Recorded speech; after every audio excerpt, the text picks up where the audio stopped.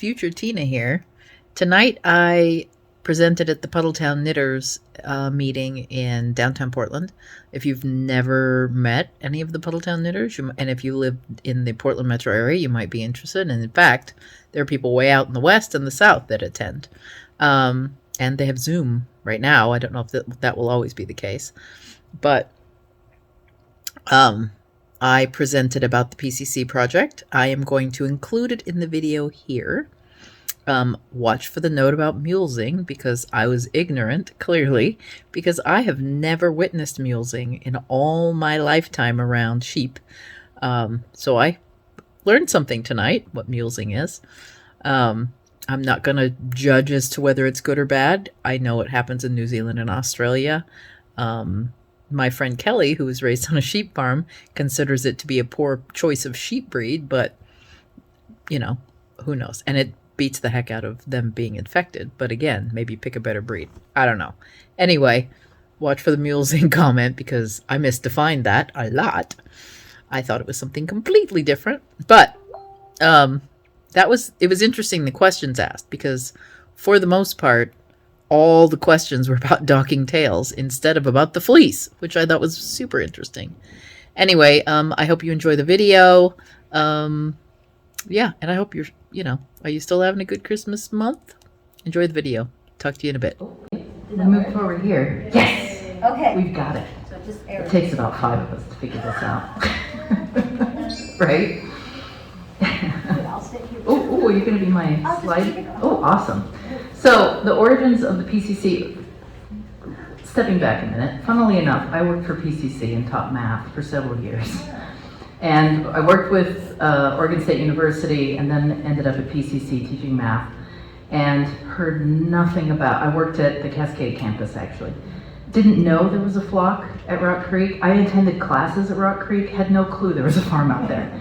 And then in 2013, after I'd opened the shop, I had a customer come in saying, hey, did you see this Craigslist article? They're giving away fleeces at the Rock Creek campus because they've got sheep out there. And I was like, what? I didn't know there was a farm out there, but indeed there was. And it launched a partnership with the university, or with Portland Community College, that still lasts. They just, well, during the pandemic, they switched over and the farm manager retired, and now there's a new one. So I'm sort of talking to her about where we go from here. But let me tell you, I'm going to tell you about the relationship and all the things that have happened since 2013. So the farm, as of 2013, was run by Terry Lookabill, and that's him right next to his favorite animal at PCC's farm, the cow. He liked cows, and I didn't really know that until I talked to the new farm manager, so I'll kind of tell you some of those stories later. But he ran between 25 and 30 sheep. There were 2 breeds, Romney Dorset Rambouillet and Jacob Churro. At the time, I said, why? Why that breed? And he said to me, he goes, well, wherever I can get a free ram, that's what we get. It just turned out that the fleece was pretty good, and I'm going to try and do both here. This is, and I wish you guys were here to squish, but you're not. This is a sample of the roving. This is the Jacob Churro. And then the Romney Dorset Rambouillet is a white sheep. So they were white. And then the Jacob Churro, they weren't actually brown necessarily. They were a mix, because the Jacob is a multi-coated sheep. And in fact, if you can get your hands on a Jacob fleece, they're kind of bred so that you can break it apart and spin white and spin brown and then blend and spin a medium tone. So they're kind of built for that. And they have horns and they're cute and everything. And then he bred them with the Churro, because I'm assuming at one point he got himself a Churro to cover his Jacobs, and that's what he got, right? Not as rustic of a fleece as you would expect from the Churro, because they're rug yarn breeders. They come from the Southwest, and they use them on for rug making. And these guys were not that way. Also on the farm were a variety of animals, all because this farm setup has a specific purpose. It is to have animals in support for the vet tech program. Rock Creek runs a vet tech program. They train many students, honestly, and The vet tech program is at end of the barn. There's a big barn full of all a variety of animals that may or may not be needed or you may not end up in a vet clinic. And it's funny, the only thing that they don't have on the farm, at least that I've seen, is dogs and cats. I've seen everything else, chickens, ducks, rabbits, there was a pig out there last week, sheep, a horse, a donkey, but, so I haven't seen dogs and cats. I don't know if somebody brings them in if anything happens and for some training or not. Go back one. Sorry. So here's why they put that, Terry put the ad in Craigslist. In about 99, the price for fleeces tanked. And that was largely because Pendleton was the biggest buyer of fleeces in the Washington, Oregon area. And what you did as a farmer is you would take up what you'd shear, you'd pay your shearers, you'd grab all that fleece up, you'd stuff it into bags, and you would take it to the nearest co-op that would be the place for Pendleton to pick up your fleeces. And my grandpa raised sheep, so I remember at a certain point in time him saying, see all those fleeces there right after the shear? The guys had come, they sheared the sheep. He goes, they're worth about 50 cents for the full fleece. The price dropped from that. And so Terry said to me, I can't even cover gas, because he had to take it down to McMinnville to drop them off at the co-op. That was not 50 cents a fleece, and it was less than that by the time I talked to him. He said it's not even enough to cover my gas to go take him down there. So he was throwing him in a dumpster. And then I assume either somebody in the vet tech program or Terry figured out, hey, why don't I just list these on Craigslist? Maybe I'll get somebody to come get them. And that's where I jumped in. So between 2014 and 2018, Terry would let me know when shear day was. And I would go over and help. I didn't help the shearer. He'd had one shearer did all those sheep. And in the beginning, it was an Aussie guy that strapped himself up and was floating. You know, all those movies that you see in New Zealand and Australia where they're shearing sheep strapped in. That's who was there for the first few years. I would go in, and the vet tech program students, a few of them would volunteer on that day. They'd check hooves. They would, if there were any nicks on the sheep, they'd put some antibiotics on, and then they would toss the fleece over to me. I would lay them out on the table, and I didn't grade them, although I would have a look at them. And then I would hand skirt them, bag them, and then throw them into my car. The students, when they would come over on my side, I would show them, this is skirting, this is what skirting is, this is what a good crimp looks like. One year we had a break in some of the fleeces, and we could pick out like that there had been a problem for some of those sheep, and the vet happened to be there that day, and she goes, oh yeah, those are the sheep that didn't get wormed. We forgot some. And so you could tell a lot just by pulling some fiber off of a fleece and looking at what's happened during the year's growth. So, a break usually means illness of some form, but deworming was the reason for that year. But that's what I did, and then of course I learned a ton too, because like I didn't know anything about hoof care. My grandpa did like the hardcore stuff, so I would visit as a grandkid and I'd go hang out with the sheep, and you know, you do a little bit of stuff. I think I was there for worming one year and things like that, and lambing was awesome. But I didn't know the nuts and bolts stuff, so it was really interesting to talk to a vet, and I learned, but also the students learned about fleeces and what we can do with them. So wool products. The first year, wool products, we made roving, we did yarn, and then their pattern design over the course of all of those years. There we go. During those years, we did double knitting weight to begin with, fingering weight the next year, lace weight another year. I did roving the last year, and then I also had people come in. So the flock cap was designed by a customer who just came in and said, oh my gosh, I want to design a pattern with this. She came in and did that, and that's the hat. The fire shawl is one of my designs. Let me make sure I get the front. Yeah, the fire shawl is one of my designs, and I just did this last year, which you are all getting a copy of this pattern for free tonight. And then the Rosita shawl is the one I'm wearing here. I don't know if I can take it off safely. I'll show you. I'm all tied up in the Rosita shawl, but it's a Shetland lace design, a great big shawl. And they were all made out of different weights of yarn, different years of the yarn, and then dyeing. I did this was my pandemic project, dyeing the yarn. I had it sitting around. In 2014 or 15, I went out to Terry and I said, "Hey Terry, why all of a sudden do we have llamas and alpacas?" Because they showed up. And PCC had put in solar panels, which was super cool.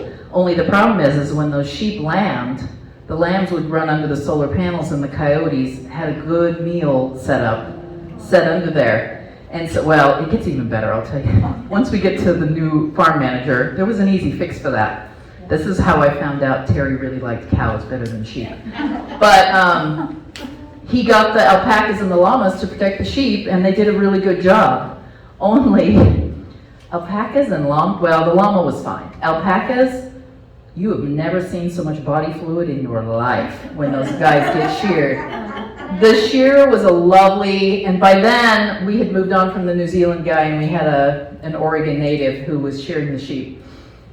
But pee, poo, barf, spit, all of it happening at the same time while they were being sheared.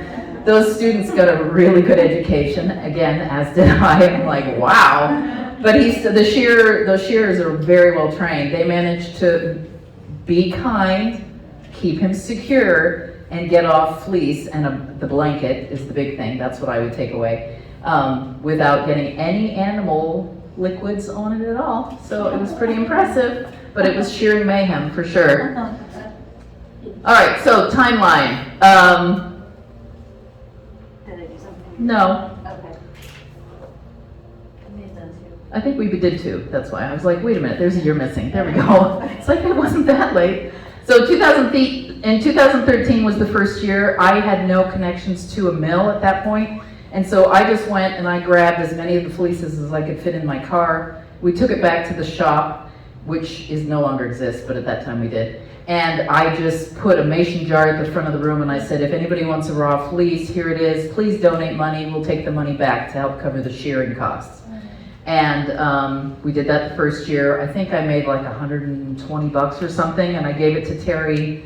And what they do is they have, the process that the school has. So it went into the PCC fund, and he took that. In 2014, I found a mill down on Deer Island and had them make roving and DK weight yarn, and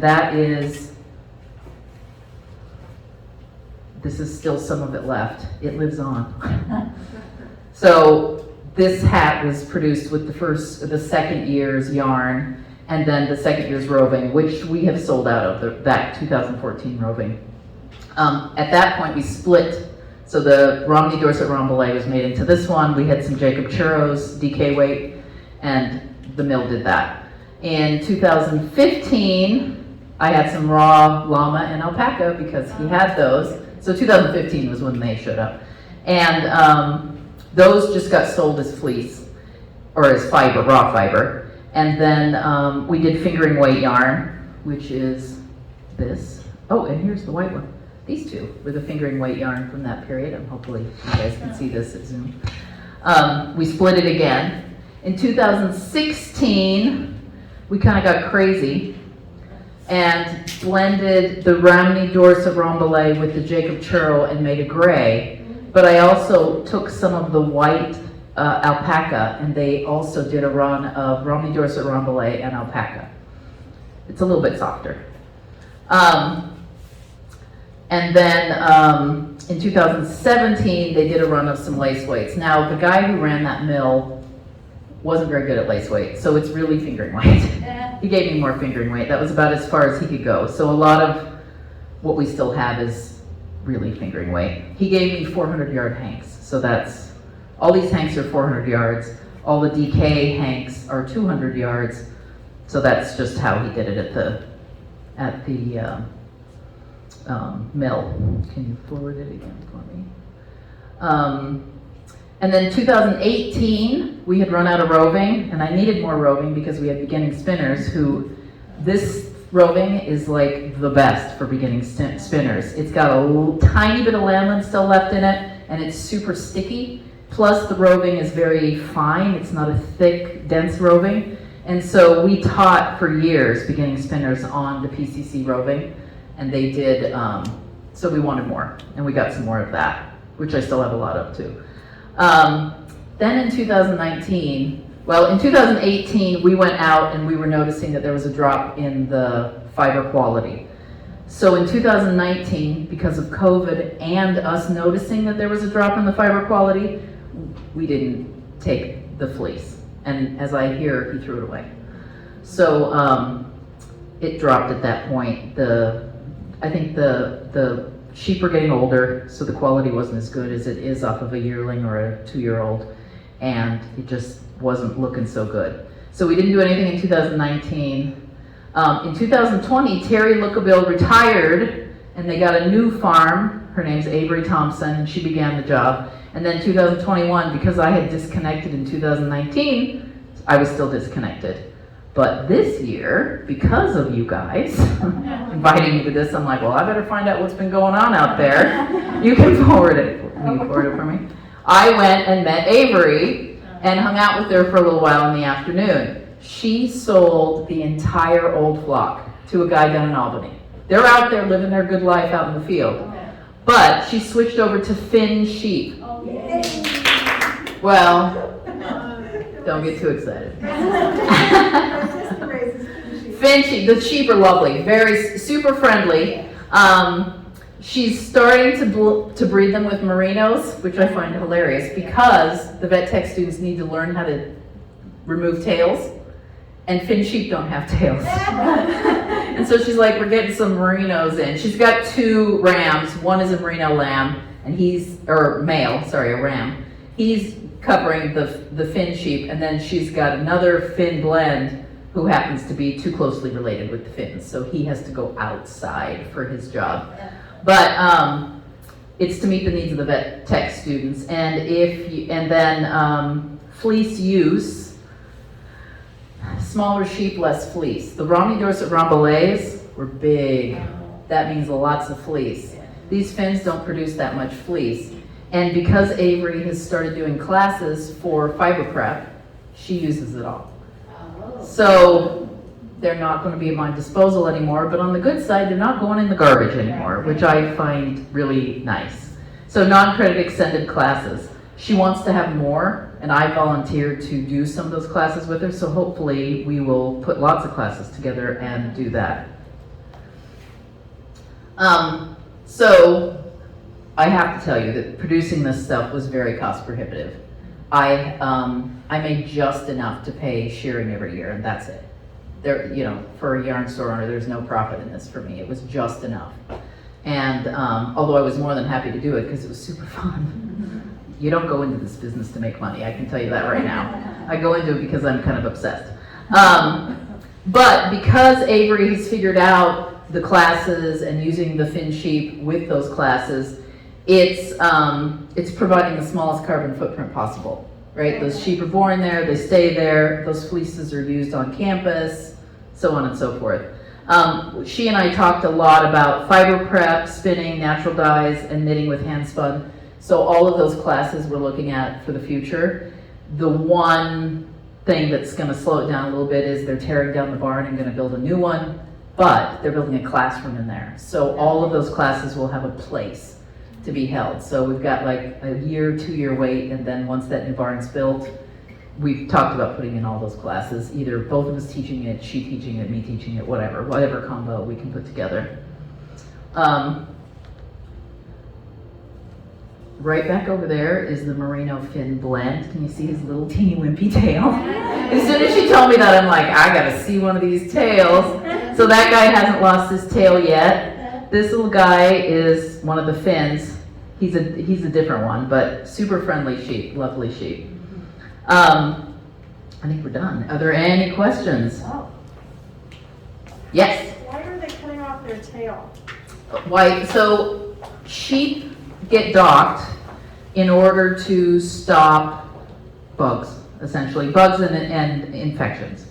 So, and the longer the tail is, the more that's at risk.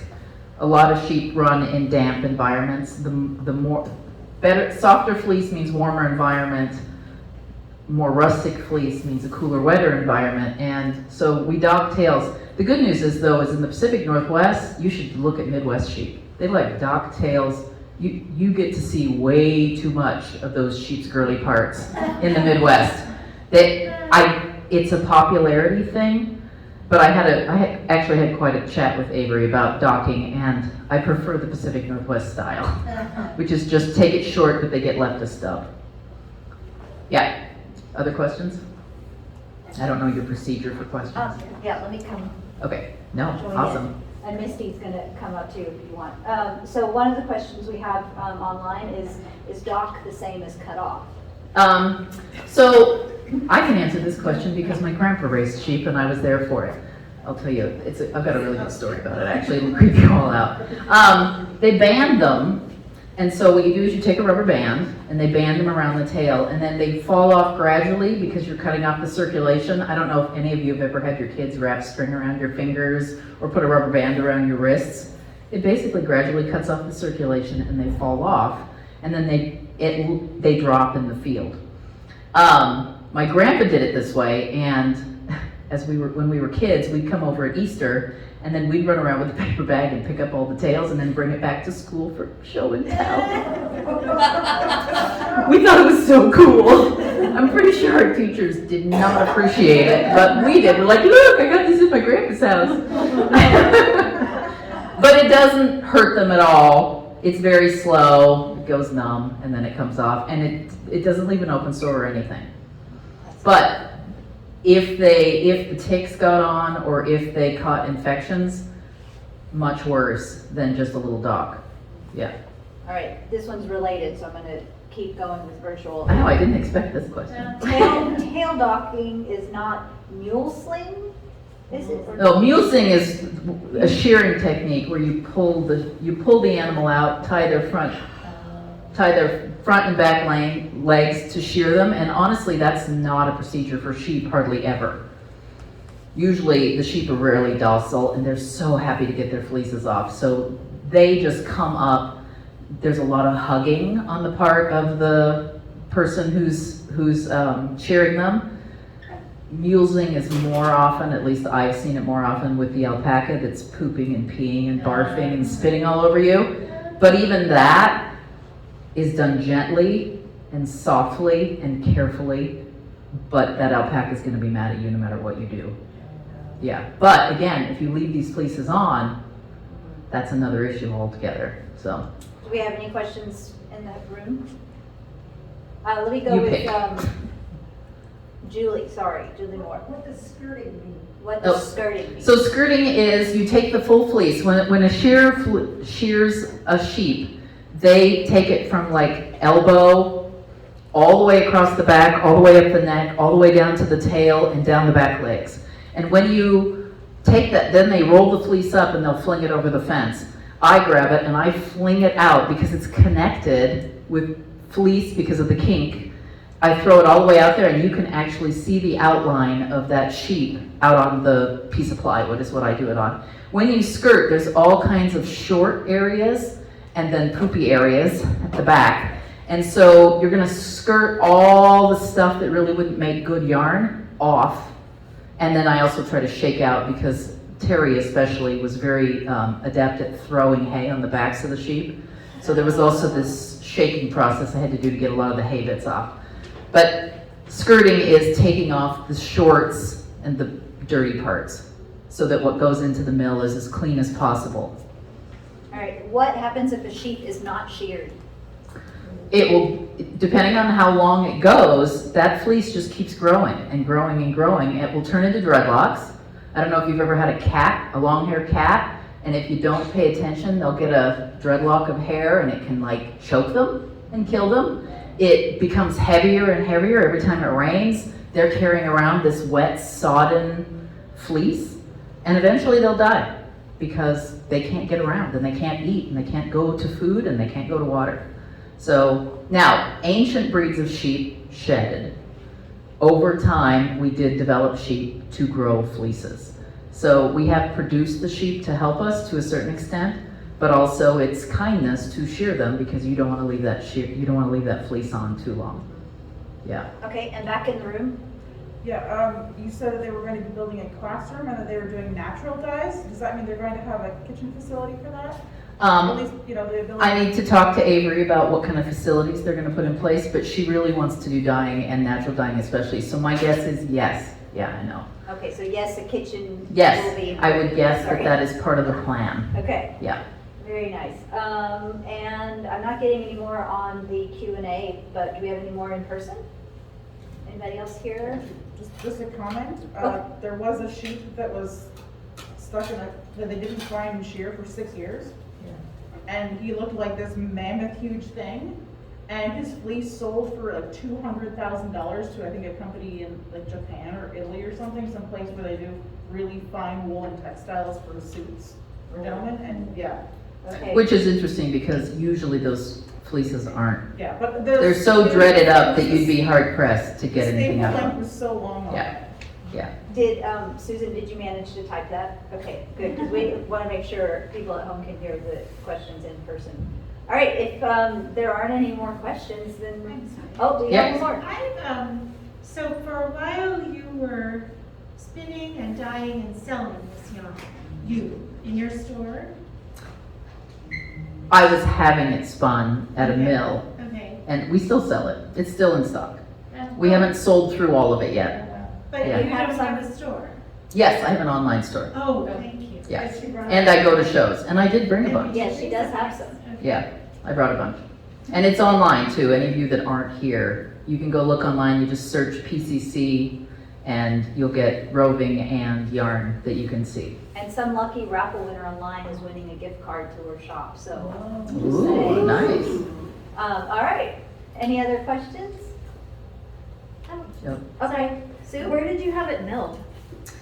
I cannot remember. I should have looked it up for you. Oh, It's in Deer Island. They still exist. okay, At least the last time I checked, they still existed. Yeah. interesting, thanks. Yeah, it's a couple. They put it in themselves. I've been down quite a bit.